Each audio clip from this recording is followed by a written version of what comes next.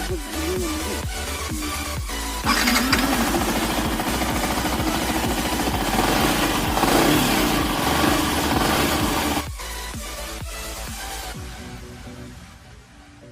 Friends, मैंने दो अलग अलग हाइट वाले बंदे को लेकर इस वीडियो को बनाया है। आप चेक कीजिएगा, एंड तक देखिए इस वीडियो को, आपको पता चल जाएगा कि किस हाइट के लिए ये R15V3 कंफर्टेबल रहती है।